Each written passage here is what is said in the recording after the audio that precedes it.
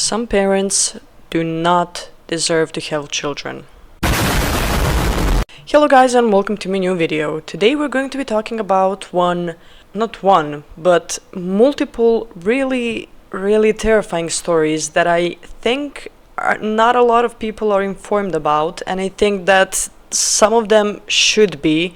And just for the reference, some of these scenes might be a little bit triggering, and some things that I'm going to be talking about, I'm not saying that they are 100% true, since as everything else, you can find these things online, you can see it on the news, and they do not have to be 100% true, so correct me if I'm wrong for some of these things. But today we're going to be talking about the way that parent neglect can lead to some really big PTSD in children, and sometimes also worse things than that. So basically, the topic that we're going to be covering today, as I said, besides the child neglection, is the fact that a lot of people should not have children if they do not want to take care of them. I understand that some of them do not even have who to, let's say, give the children to, or do not know some of the basic needs for children, and they just have their own struggles and everything, and I get all of that. But if you do not want a child, and if you are not ready for a child, and in case if something really bad happens or someone does something to you, abortion nowadays is pretty much not illegal anymore, and a lot of countries allow it. And also, you can always give it up for adoption or give it to someone who will take care of it instead of ruining someone's life. The first thing that I want to talk about today, the first story that I wanted to share online that has been going on online for a while now, is Megan Boswell case. So what happened here is that in 2019, Evelyn Boswell, who was a daughter of Megan Boswell, was killed. She was 15 months old and the mother was charged for homicide. So basically, she was last seen in December 2019, and she wasn't reported missing until February 2020. So what really happened here is that once she reported her child missing, once the police came and everything, they saw that the baby was in a trash bag. They found her dead in a trash bag on the property that Megan's family has owned previously. She has been charged for several other things besides the homicide. She was charged for felony murder, aggravated child abuse, aggravated child neglect, tampering with evidence, and abusing a corpse, and also false reporting. Her baby was found wrapped in foil in a trash bag. There have been several, investigations that were going on about this. She's been to court multiple times. She has pled not guilty every single one of those times, yet there was still much more evidence of this happening, and more evidence of where the baby was found at, and the way, as I said, that her head was wrapped in foil, than really the mother's neglection that she was not guilty. She stated that the baby has died while the mother was asleep, yet that still doesn't really explain the fact that she wasn't really reported missing until a couple of months later, which still kinda is what makes the confusion about this case and why Megan would just exclude that from her story. The second story that we have is Casey Anthony. You probably all know about her story and the way that she was pleading not guilty and the fact that she was set free, which I really don't think is something that people should just walk away from. But basically, Casey Anthony, that the whole thing that happened was in 2008. Her daughter Kaylee has disappeared for over 30 days before she was reported as missing. In the meantime, for those 30 days, Casey was seen partying, drinking, going out, yet she still stated that she did not know what happened to the child. She was constantly saying that she was trying to figure out herself what happened with the child. She stated a lot of lies. There was even a show made regarding this, and a lot of news have posted a lot of things about this case, and she, as I said, she stated a lot of lies, and she even hid the evidence of her baby. So the same as the previous story, her baby was found in a trash bag a few miles from home. Her parents have been on a lie detector test, and they have also been in court as well with her once she was pleading not guilty, and her father was a policeman. So as the video that you will see now, her father obviously knew the smell of a dead body when he sees one. That trunk smelled like a dead body. The trunk of my daughter's car smelled like human decomposition. He was a cop. He knows what a dead body smells like. There's something wrong. I found my daughter's car today, and it smells like there's been a dead body in the damn car. Casey's mother was a nurse. She knows what a dead body smells like.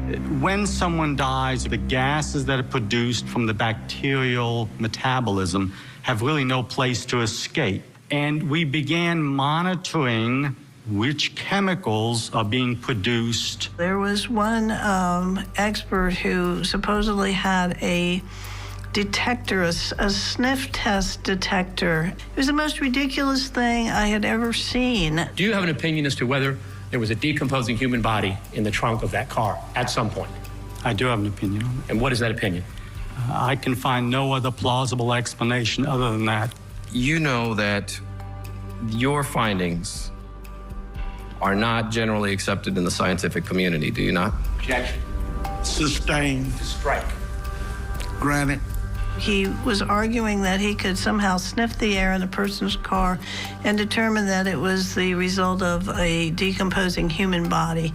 So basically, as you saw here, her car contained evidence that the baby was in there, apparently probably before she threw it into the trash bag. So the baby was in the back of her car for God knows how long, and she still said that she did not know how that happened. She kept on twisting the story around, saying that this happened, then that happened, then actually she didn't even know anything. And she was also stating that her father was sexually abusing her as a child, and that she was generally abused by her parents, which wasn't really the truth, and that was a really big lie, as her parents have also taken a lie detector test, and it was proven that those things did not happen. Casey Anthony is reportedly in full meltdown mode after her parents, George and Cindy Anthony, underwent a lie detector test on a TV documentary addressing the 2008 disappearance and murder of Casey's daughter, Kaylee. In the documentary, George, 72, and Cindy, 65, vehemently denied any involvement in Kaylee's death. Casey has long maintained that her father sexually abused her while she was growing up and claimed he was responsible for Kaylee's death, but the lie detector results concluded that the Anthonys were truthful. Casey, upon seeing the conclusion of the show, quote, threw a fit and expressed her anger through rambling emotional texts. Quote, she's watched it at least a couple of times, a friend tells the Messenger. She keeps talking about how much bullshit the whole thing was. She's really mad. And also, once she was in a cell, in jail or prison, her cellmate came forward about the story that Casey kept on telling her. And Casey basically said that she would knock her baby out every time before she would go partying because she did not want to put it or to take it to her parents' house. Well, she said that she used to knock the baby out so she can go party. And she would put her to sleep, and then when she'll come back, the baby will still be asleep, and the next day she's awake. So that's how that came up.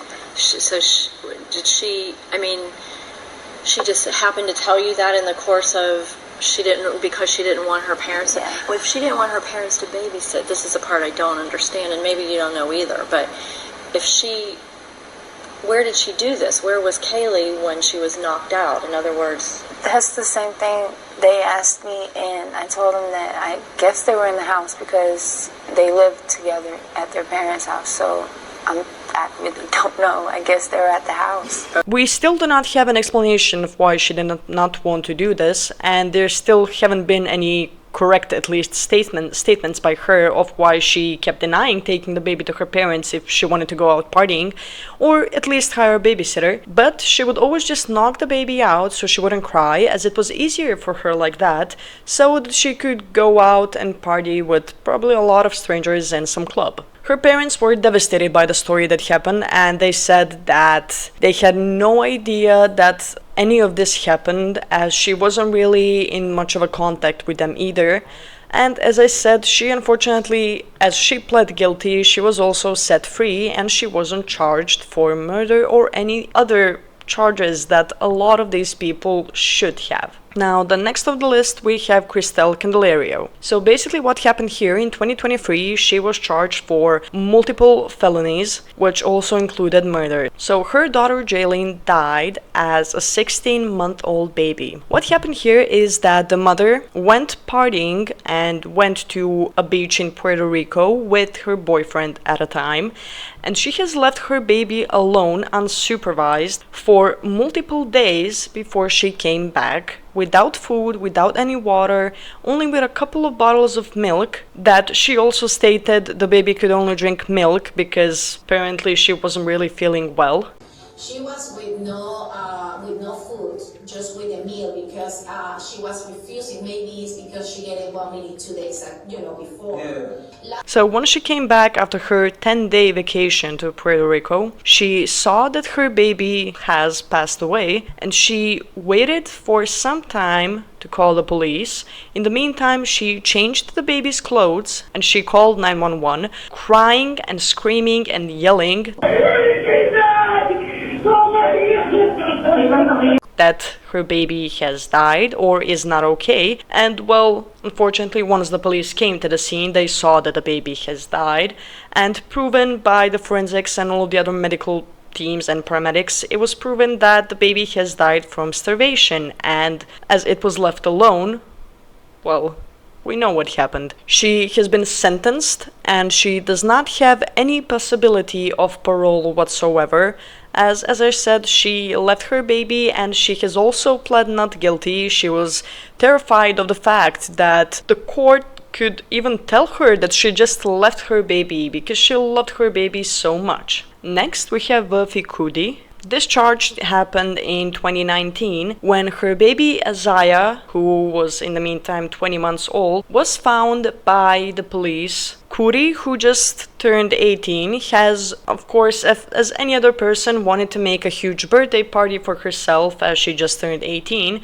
So she did. She made a huge birthday party, she invited a lot of friends and everything, they all celebrated together, but the main problem was that she left her baby alone at home. Maybe none of this would happen if the baby was left alone for only 1 day, but she had let the child alone for 6 days before coming home, as in the meantime she was seen by the DJ, she was seen by the bartenders at all of the clubs that she was at. As I said, in the meanwhile, one of them were the clubs mainly. So this wouldn't be actually the first time that her daughter was left alone. She has been left alone on multiple occasions in November and October and a lot of months before that, alone for several hours, sometimes even to 12 hours for 1 day.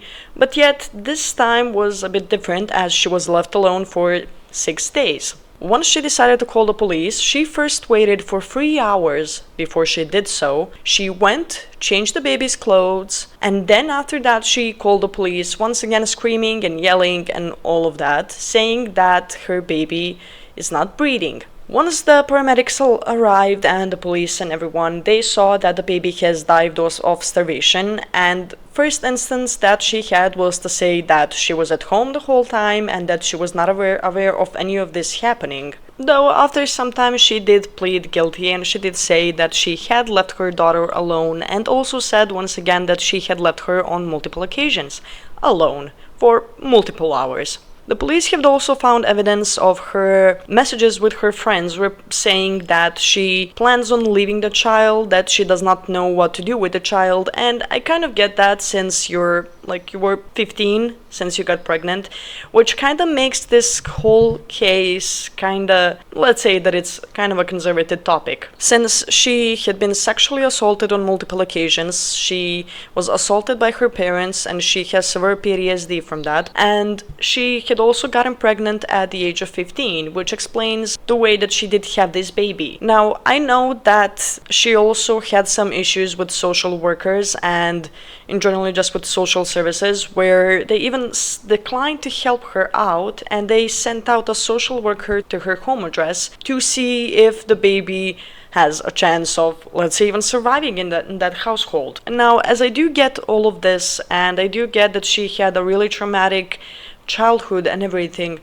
But that still kind of doesn't really imply to do these kind of things because you do not want a child. Now, as I said, I understand everything. I mean, I'm a woman and I get all of these things, and I have no idea what I would do if I was in her place, but there are a lot of things that you can do. You can always try and get in contact with someone to see if maybe you can put the daughter at least up for an adoption. So basically, this is really not a solution to this kind of issue. So the last but not least story that we have today is Cheyenne Harris. She has left her baby Sterling on a swing in her backyard. Now, what happened here is that baby Sterling was 4 months old in 2017 when the police had found maggots inside of his diaper while he was on a swing. Alright, this is the story of baby Sterling Cohen. It's pretty upsetting, so trigger warning. This is Cheyenne Harris, that's the mom, that's baby Sterling. He was found unalive after being left in the same maggot-infested diaper for 9 to 14 days in 2017. So that day that the police had arrested the mother and the father as well, the father has called the police, so he called 911 and he reported that his son had no vital signs and he thinks that he is not okay and that he was on the swing in the backyard. Once the police arrived at the household, they smelled a shocking, disgusting smell of urine and feces as well in the household and in the room of where the baby was. And they have reported that the baby is on the swing in the backyard and that he is not moving nor breathing. They have found that Sterling had a bunch of bugs and maggots inside his diaper. So once the police arrived, they picked him up, and the paramedics as well, to see if he was okay and what was happening to him. And there were so many bugs that were coming out of his diaper that they had to put him back before the forensics arrived because they couldn't move them from all of the bugs and all of the disgusting things that were surrounding him in the swing. Now, mom claimed that she had just fed the baby at approximately 3 a.m. last night and that he was completely okay. And dad also reported that approximately at 11 a.m. he went to check on him just to see if he's okay since he was in the swing. Now, I really don't know how you would just leave your 4-month-old child in a swing alone and just go and check on it once at like 11 a.m. But okay, whatever. And they have stated that they do not know what happened and that the child was alive last night, as I said, since she had fed him breast milk. Now, what the police reports are saying is that the child was most likely left on the swing from within 9 to 14 days, since, as I said, long enough for maggots to start hatching inside his diaper, and he had gotten so many diseases from all of those bugs and alive maggots, and they have just went up straight into his body and caused decomposition of his body as he was just left alone on the swing. Now, both of the parents have been served for life without any parole, which I think is that's not even enough. I can't even say that that's enough. You can never forgive someone for this, nor you can give them enough of a punishment for something like this. Now, I do know that these kind of things are kind of a dark topic for probably a lot of you, if it even was for me when I first started reading all of this and watching all of these videos. But these are just some things that a lot of people are not talking about, and I think that much more people should actually be informed about these things, since I understand, as I said, completely, if you do not want a child and if something happens and you do end up being pregnant, it's the 21st century, and if you do not have money for abortion, there are a bunch of other families who would be more than happy than to adopt their child and even pay you for that if that's the way that you want to do it. But these kind of things are just not something that should be either forgotten or forgiven at any goddamn point. So guys, if you enjoyed this video, make sure to like the video and subscribe, and also turn on that bell so you get notified when I post new videos. And bye bye.